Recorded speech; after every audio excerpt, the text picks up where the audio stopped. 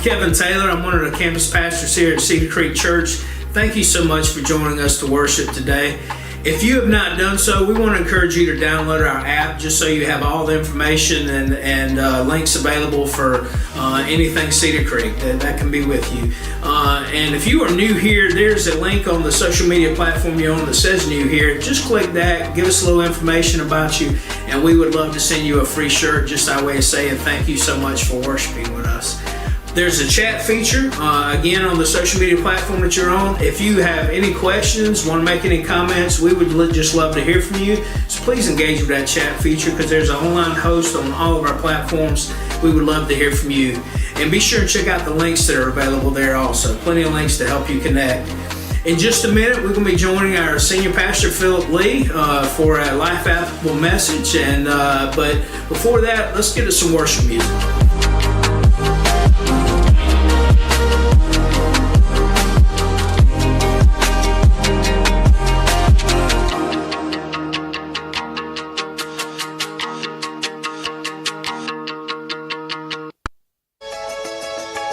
Good morning, Cedar Creek Church. Would you stand and worship with us this morning?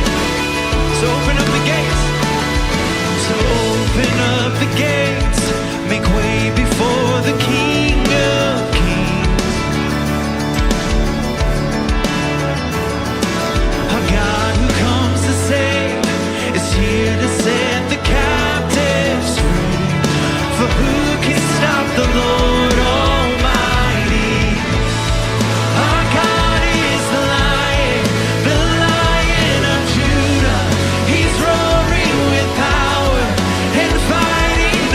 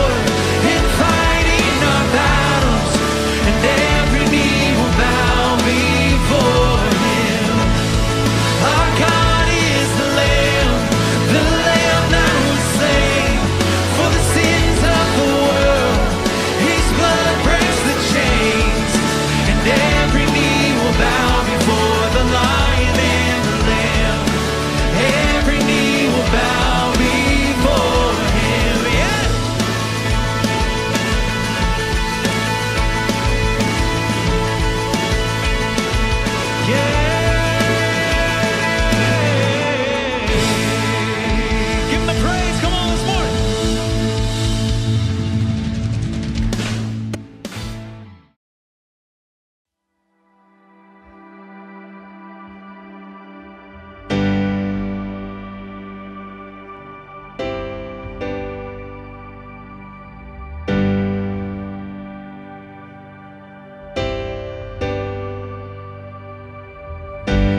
Calling on the God of Jacob, His love endures through generations. I know that you will keep your covenant. I'm calling on the God of Moses, the one who opened up the ocean. I need you now to do the same thing for me.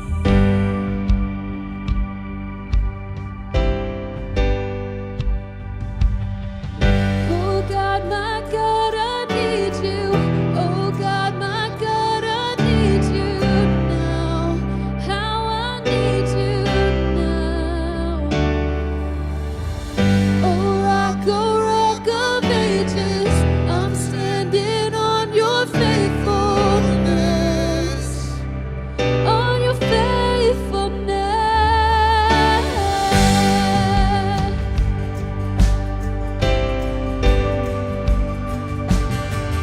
I'm calling on the God of healing, whose favor rests upon the lowly.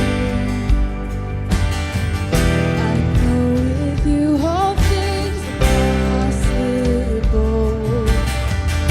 I'm calling on the God of David, who made a shepherd boy courageous.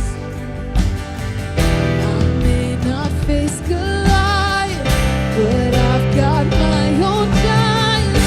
Oh God, my God, I need you. Oh God, my God, I need you now. How I need you now. Oh rock of ages, I'm standing on your faithfulness.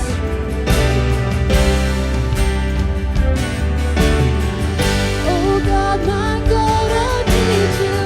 Oh God, my God, I need you now. How I need you now. Oh rock of ages, I'm standing on your faithfulness, on your faithfulness.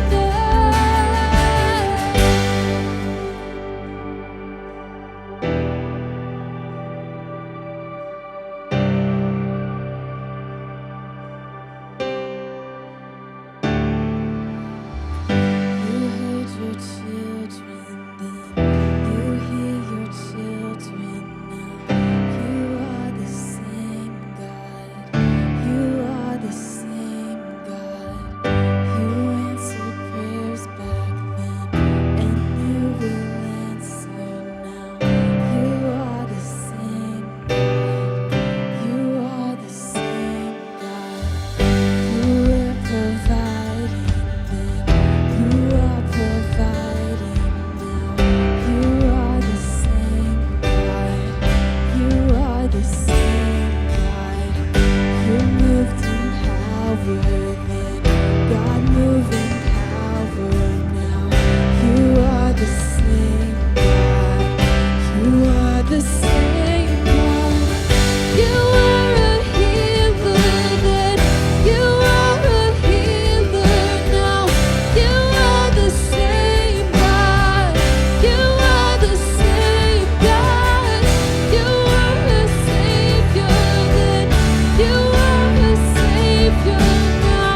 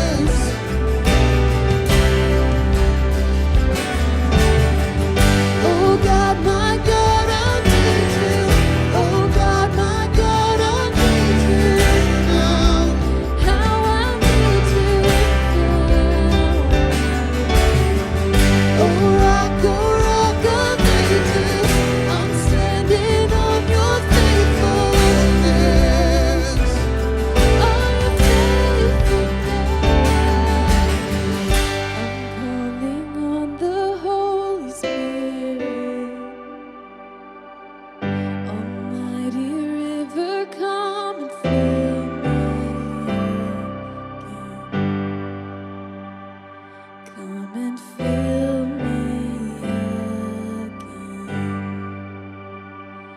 Come and fill me again.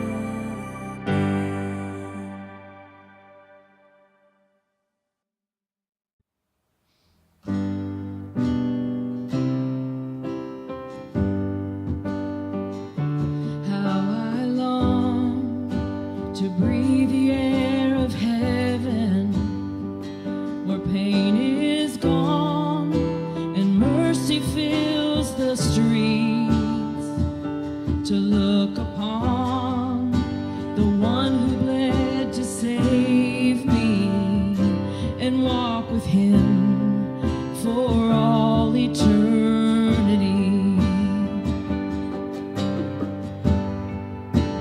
There will be a day when all will bow before him, and there will be a day where death would be no more, standing face to face with he who died and rose again.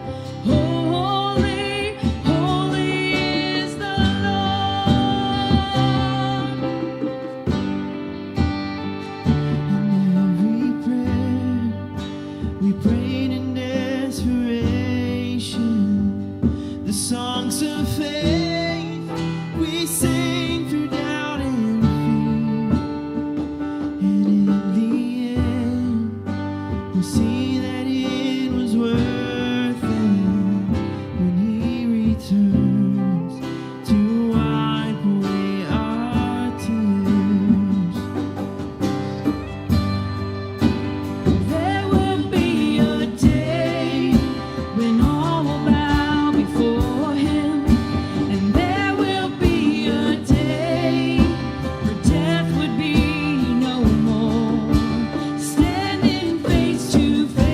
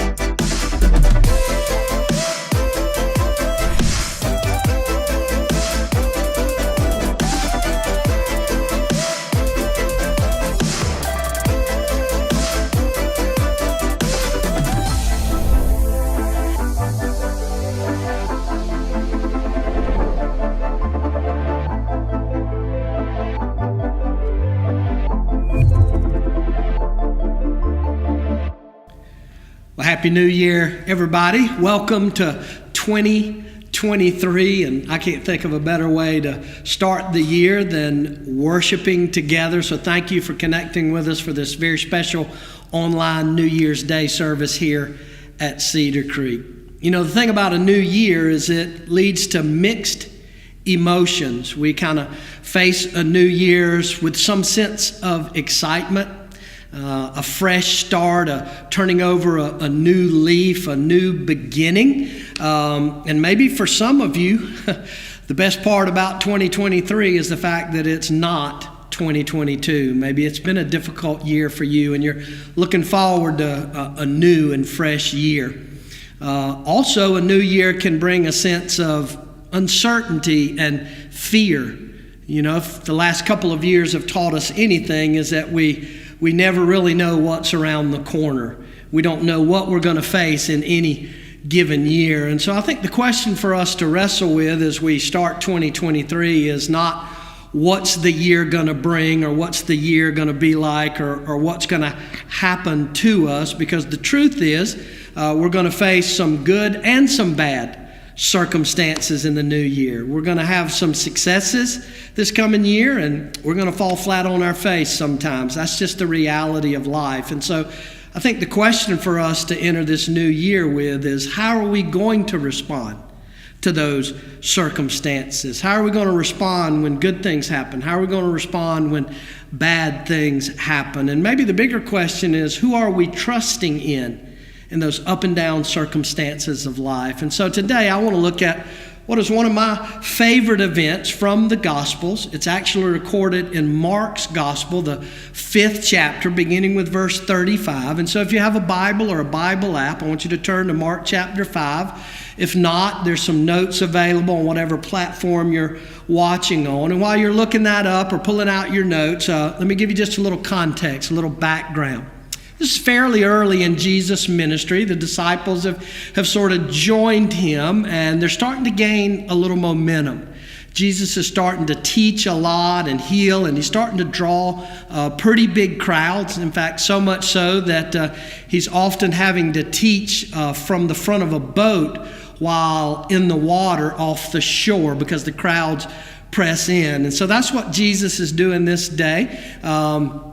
And at the end of his teaching, Jesus sort of invites the disciples to kind of take a next step with him. He begins to explain, give them some insider information about the things he's teaching to the crowd. And so it's a pretty high moment for Jesus and really for the disciples. They're starting to see themselves as a part of this ministry, this mission of Jesus. And so that's where we pick up in verse 35. Jesus has just finished teaching a big crowd on the shore of the Sea of Galilee. And here's what happens. Notice verse 35.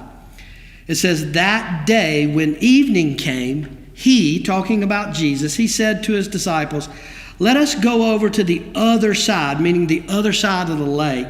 "And so leaving the crowd behind, they took Jesus along, just as he was, in the boat. And there were also some other boats with them." And so what you see is they're kind of moving on, going on to the next place, and they're going exactly where Jesus tells them to go. They're doing exactly what Jesus tells them to do. They're right in the center of God's will. And they've got Jesus right there in the boat with them. I'd say this is a recipe for success. I mean, they're in a good place. They're doing good stuff. They've got Jesus with them. They're right there close to him. But then notice what happens. Verse 37. It says, "A furious squall came up, and the waves broke over the boat, so it was nearly swamped." I mean, imagine this. This is a huge storm. Waves breaking over the boat, you know. And here these guys doing what Jesus told them to do, following Jesus, and they end up smack dab in the middle of a storm. See, that's the thing we need to understand about being in God's will. Being in God's will is the best place for us, but it's not always the safest or the most comfortable place for us to live our lives. And I think 2023 is going to be that way. I think there are going to be some places where you're strong in your faith. You're doing exactly what God has called you to do. You're right in the middle, living out the purposes that He created you for. And you're going to run into some tough stuff. But see, I believe those tough storms, those difficult situations that Jesus sometimes even leads us into, they're opportunities to stretch our faith. They're opportunities for us to take a next step in our journey with Jesus. And you're going to have that happen this year. Maybe it's going to be a situation in your relationship where you need to take a next step to trust Jesus more. Maybe you're going to run into a storm in your finances, and that's going to be an opportunity for you to trust God with your generosity. Maybe you're going to have an opportunity to take a next step to connect with other believers a little bit deeper, to open up, to stop living behind your Facebook facade and really begin to be real and honest about your strengths and your struggles, to connect in a home group.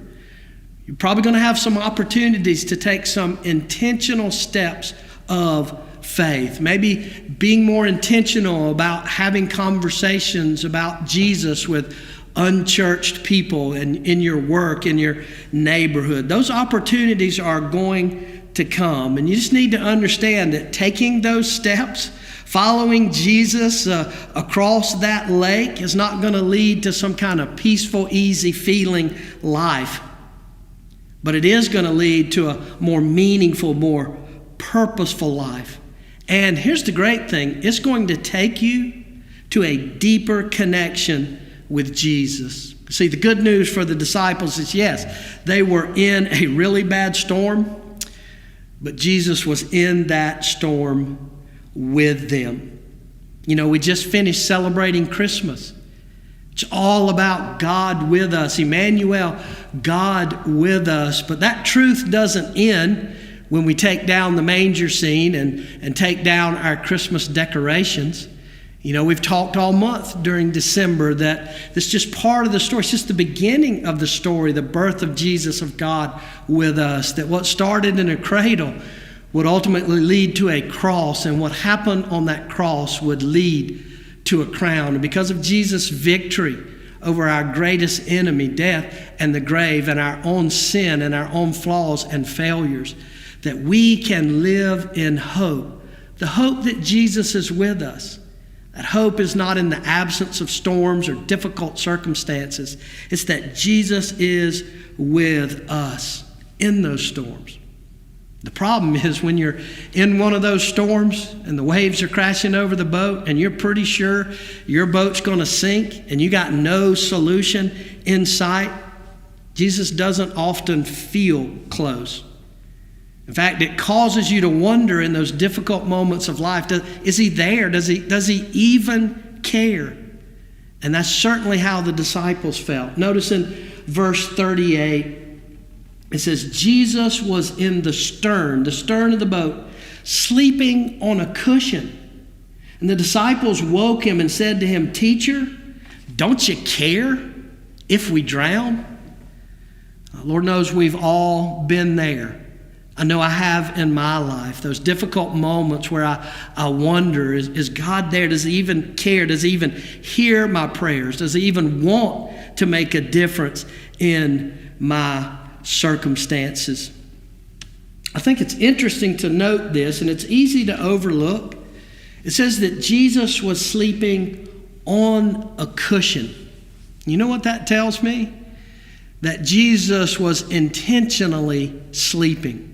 Right? That he didn't just accidentally fall asleep in the boat, but he got a cushion.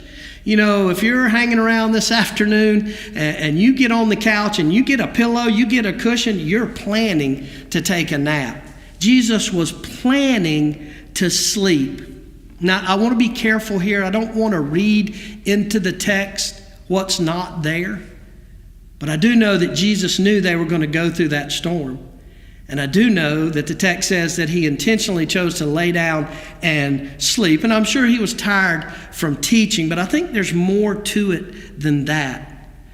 I think there's a piece of this where Jesus wanted them to have to come to him. He wanted them to have to reach out to him, to recognize that no matter how fast they bailed, no matter how good of a seaman they were and how well they were at handling a boat, that they needed to recognize that they needed him. They needed to intentionally come to him.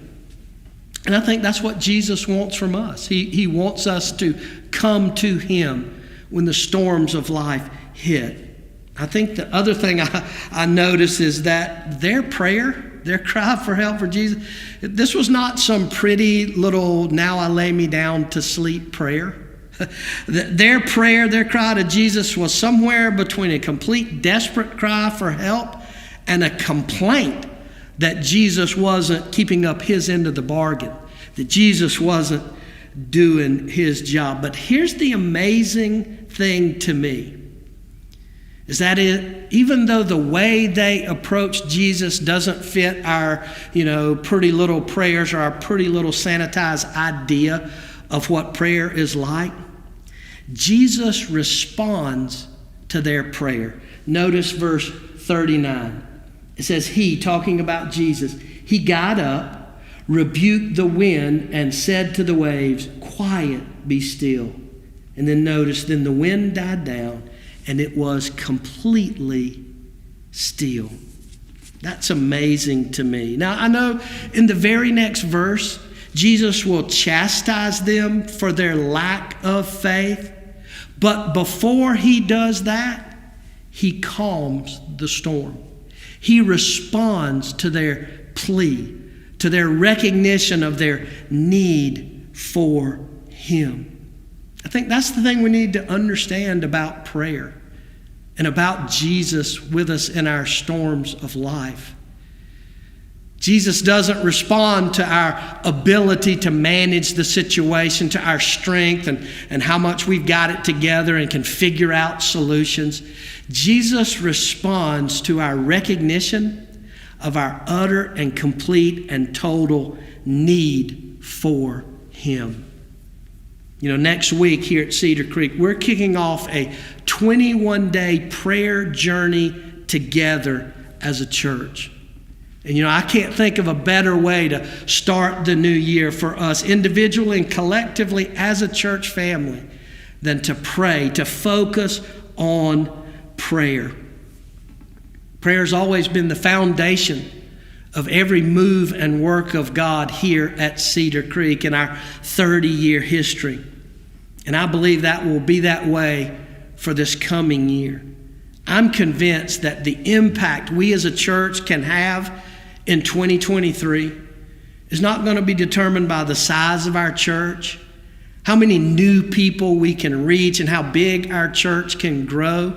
Reaching new people is great, and that's a big part of our vision, but that's not the driving force for how God moves and works.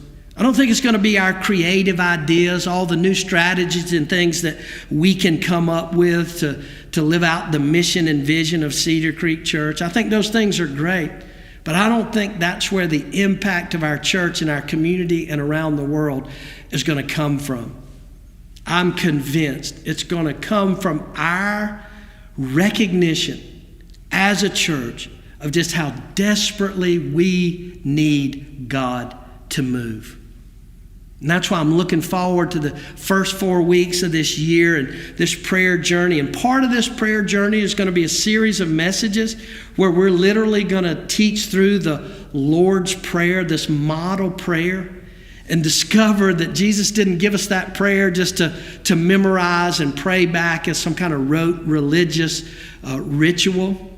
Jesus gave us that prayer as a model, a new way of thinking about prayer. So I'm looking forward to us unpacking that together. But more than that, I'm looking forward to us as a church spending time together praying. We're going to have extended times of prayer in our Sunday morning services. We're going to have times of prayer in our home group. We're going to have a weekly prayer guide for you to spend individual time in prayer. And I believe we're going to discover together that the greatest power of prayer is not how God responds to change our circumstances, although he certainly does that, and he did that for the disciples in this storm.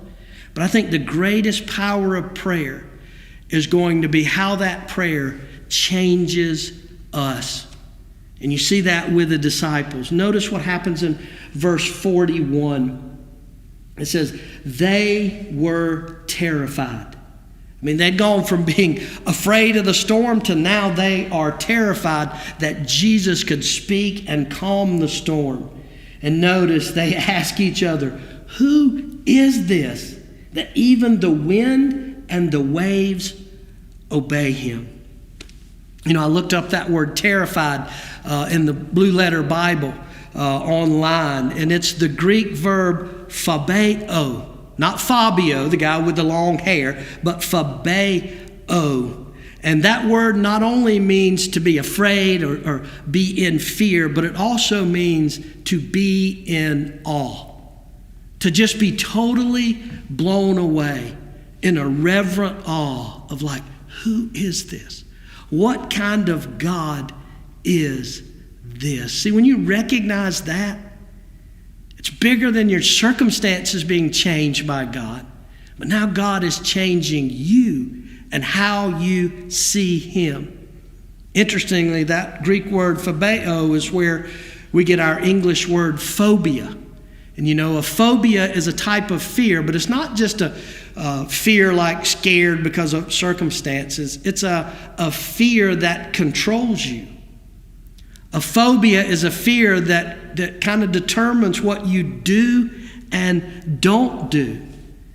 And I think that's what prayer has the power to do, to create a sense of awe in us of who our God is and what he is capable of and what he has done for us.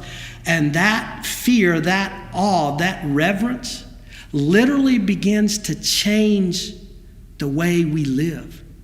It changes our behaviors. It changes what we see as important. It changes the priorities. It changes the direction and tempo of our life. You know, that event on the lake, it changed how the disciples saw Jesus, who they realized he was and who they realized they were. And that's what prayer does. Real prayer. I'm not talking about our laundry list of things we ask God to bless and answer. I'm not talking about some cute little memorized prayer or the blessing we say before a meal. I'm talking about that desperate cry for God. That changes everything. In fact, if you read the next couple of chapters in Mark's gospel, you'll see that this took Jesus and his disciples, their ministry together, to the next level. Immediately following this, Jesus begins to perform incredible miracles. People are healed. A dead person is brought back to life. Whole communities are restored. And the disciples are an active part of this. They're no longer just spectators on the front row watching Jesus. They're engaged with him in this kingdom-focused, hope-restoring, light-bringing ministry of the gospel. You know, that is my prayer for Cedar Creek Church for 2023.